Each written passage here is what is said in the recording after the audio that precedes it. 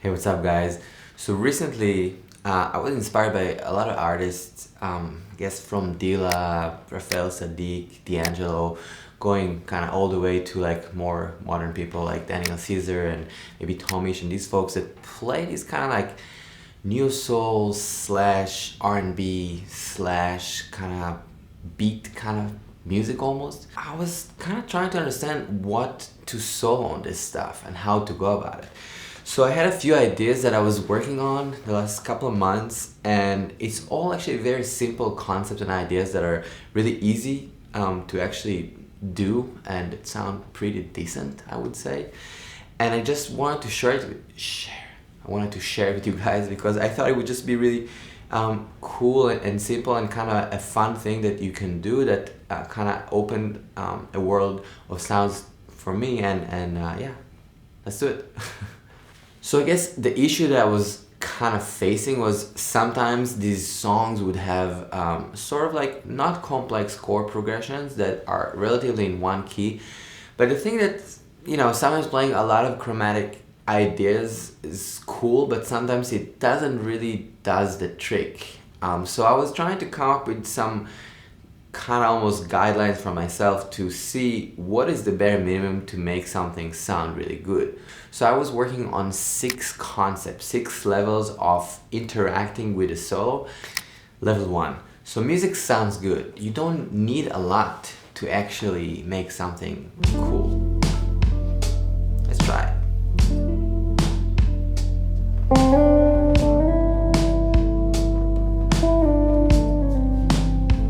Just that.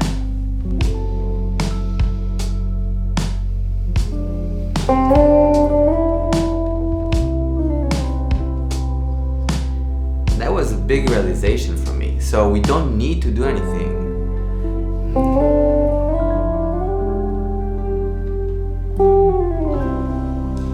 I'm literally playing 3 notes, C, D, E, and G.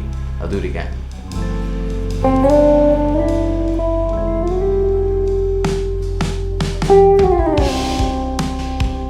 I can even play 1 note.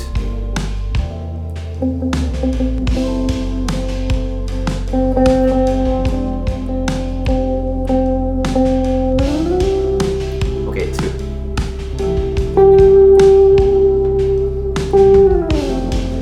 The point of this is that the music actually sounds really good without us doing almost anything.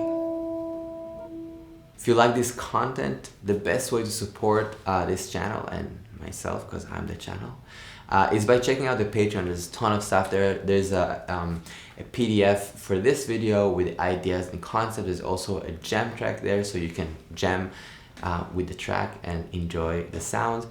In terms of harmonic center, we are located in C major pentatonic and C blues pentatonic. I'll also add the positions for these centers on the Patreon.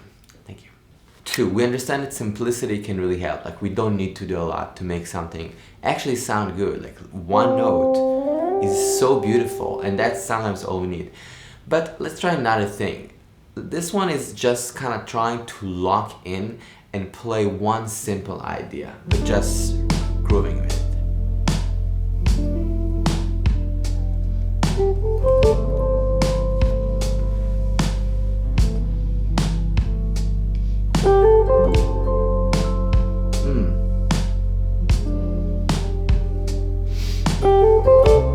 And try to mean it, like trying to actually say it.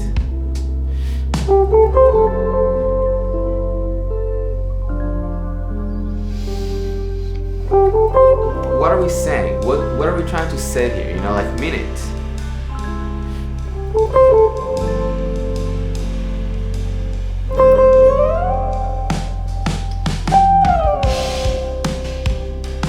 Maybe 1 little variation.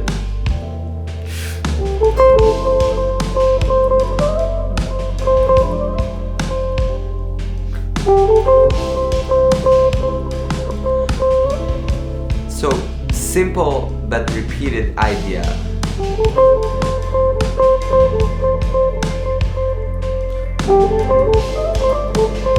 In regards to rhythm, I feel there's a very interesting kind of lineage between, or from, I would say, maybe Dila, Raphael Saadiq, and D'Angelo, all to now. And these folks, these three creators, I think, really push this idea between the triplets and the eighth notes, and brought this very, very laid back that potentially comes from jazz and other different styles of music, and infuse it in what we call R&B and this kind of genres. And now it's basically all pop music, right? But that feeling, that groove is really deep, and I feel it's coming from that triplet aspect as well. So it's worth thinking about that groove of the triplet. What's your favorite song or artist that has this kind of like pocket that you really relate to, and why? Please drop a comment. I do want to kind of discover new songs and maybe new artists that I am not familiar with. 3. Here we're gonna write a line, basically just taking a simple concept that we'll use as a cell that we can change a little bit. So we have a place to start from. Let's just try it and you'll see it.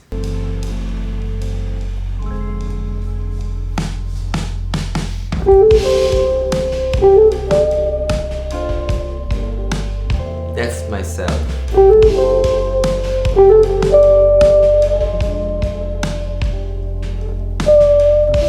Now I'm gonna just repeat that idea.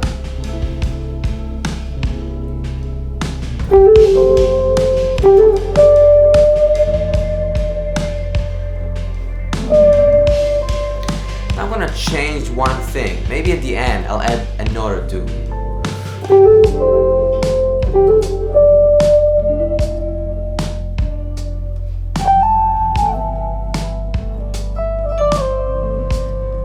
Right, still coming from this line.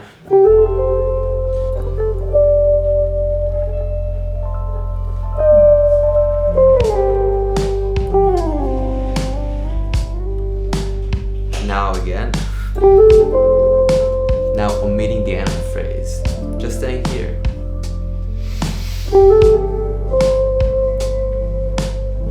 Maybe now instead of the last note being C,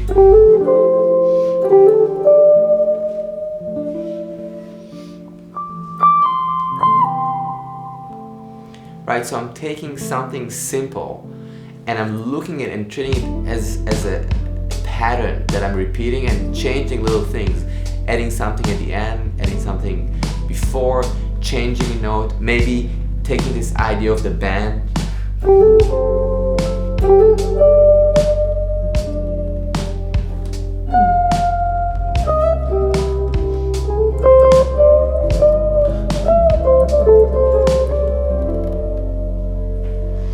So I'm basically utilizing and using the information that I started from, right? So it's not out of context. That's kind of the point.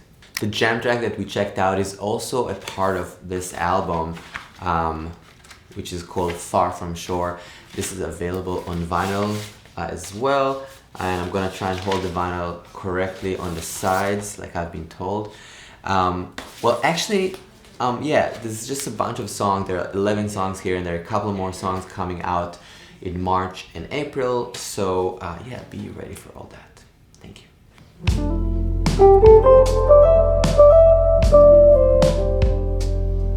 So now C and G. Next phrase. Start there.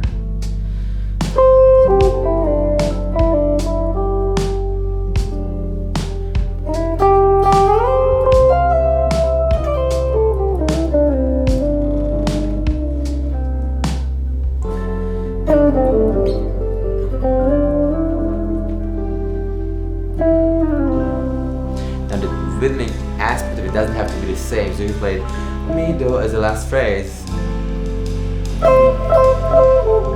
It doesn't have to be the same rhythm, not the same octave even. It could be kind of a little disguised.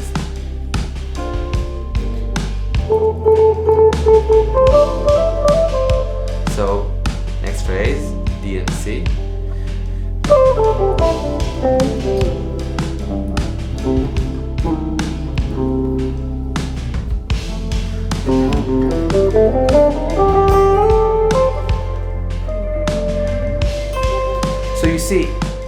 cool thing about it, it just forces us to play something that we might not automatically play because there is a concept, an idea that ties us to play something else, and that's great. 6. Contrasting elements. So I think repetition creates context. When we're playing something, even a simple line, and just repeating it, we're creating context for the listener. But it's really cool to break that as well. Just like what I'm going to do right now is I'm going to play an idea, one line, repeat it a couple of times, and then contrast it. And the contrast can be anything. It could be high versus low. It can be one note versus more notes. It could be slow versus fast. It could be something like more kind of like whatever, with motion versus something more expressive, if you will. So the idea of contrast is whatever you want it to be. Let's try.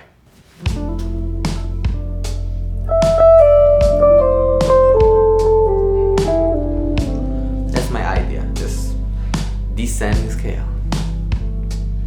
Okay, repeat that.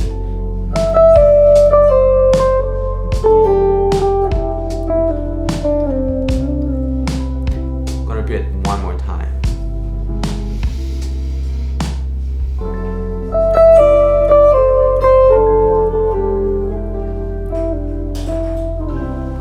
Now I'm gonna try and contrast that with something.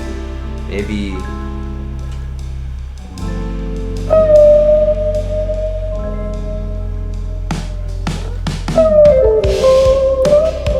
right, just the bend for me and the register was different enough to create a contrast.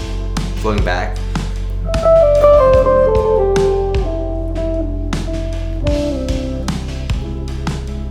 One more time, they add the same descending line.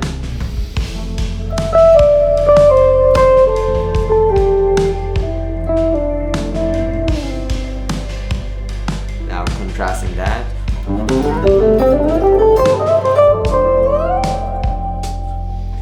So as you can see, each line to itself is not complicated at all, not crazy, but just I think the idea of repeating an element, creating this environment, and then breaking it and thinking about the sound color, right? Like, how does it feel when I'm playing something really versus even just the register or the intensity, right? It could be one note versus like this really soft idea.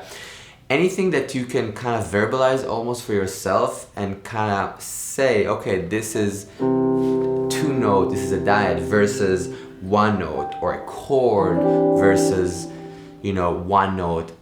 That's a big contrast already. So just try to even write it down. I do that sometimes, trying to understand what's in my line. So like if I'm playing these couple notes, I'm like, okay, this is a descending line in the key of C, it's very diatonic, it's very simple, maybe it's locked in a certain way in time, versus maybe something more chromatic or dissonance, if you will. Or it just depends what color I'm trying to get, but I think like trying to understand that is really helpful. Thank you so much for listening, guys. I hope this was interesting and helpful. I'll see you guys very soon. Peace.